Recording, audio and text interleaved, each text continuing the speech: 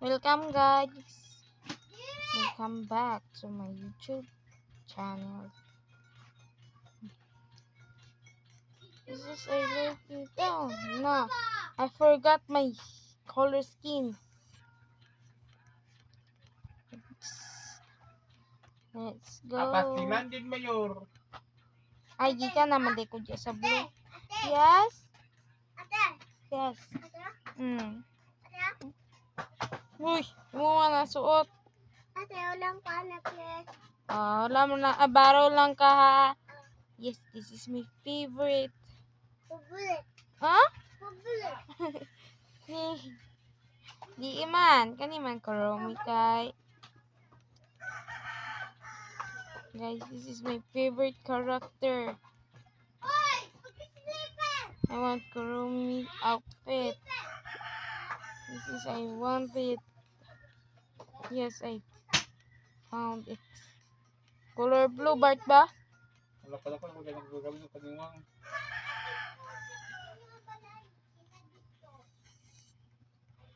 Ay, sus.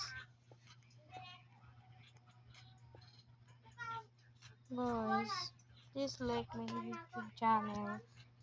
I just play this because on you. Ay, guys, comment lang kayo kung anong laruin ko, guys. Oo. Thanks. And don't forget to like and subscribe. And comment.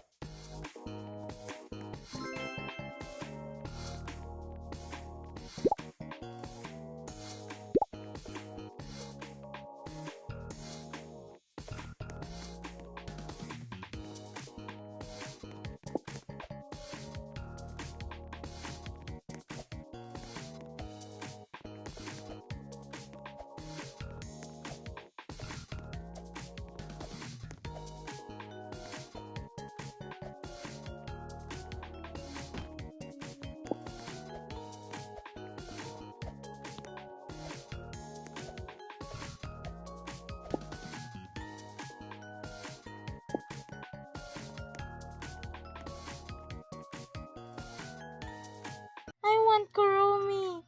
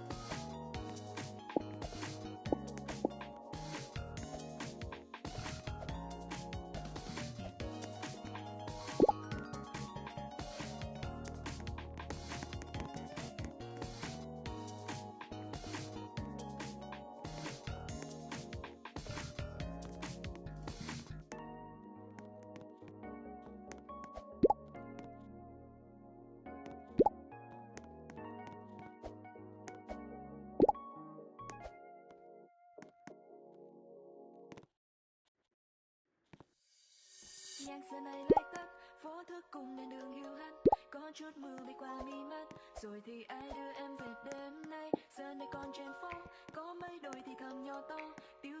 chạy về đâu đó, rồi thì ai đưa em về đêm nay. Tim em đau đi rồi, chân em đã mỏi rồi, đúng cũng đã về rồi, em vẫn một mình thế thôi. Đêm nay sẽ thật dài, em cũng đã mệt nhoài. Dần dần đêm lạnh dần, rồi thì ai đưa em về đêm nay.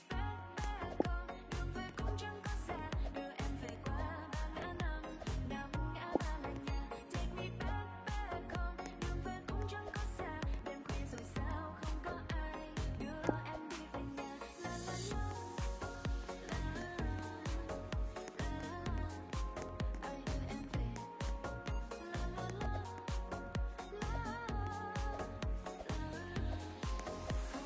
về.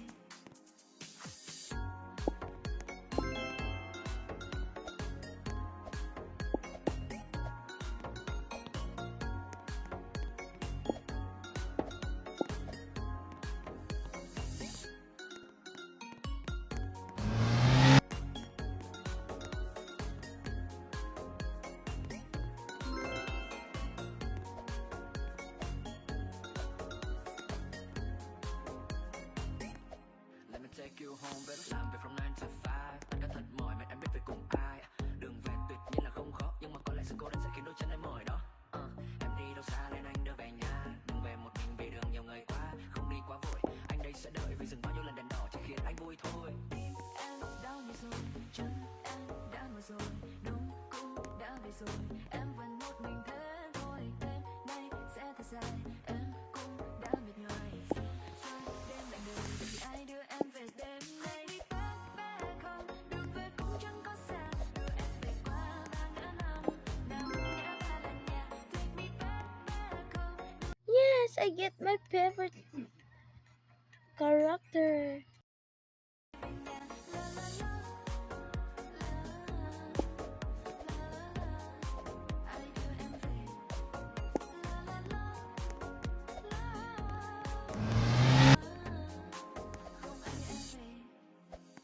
Con phố ngoài kia cũng nhớ rằng em đi qua nơi đây biết bao lần, và ai dần chẳng có đúng hẹn những nơi em dừng chân. No babe, đêm nay sẽ thật dài, anh biết giờ này em đang cảm thấy một mình em bị thật mệt nhoài vì sương rơi đêm lại đầy. Vì sao em không để anh đưa em về nhà trong đêm nay?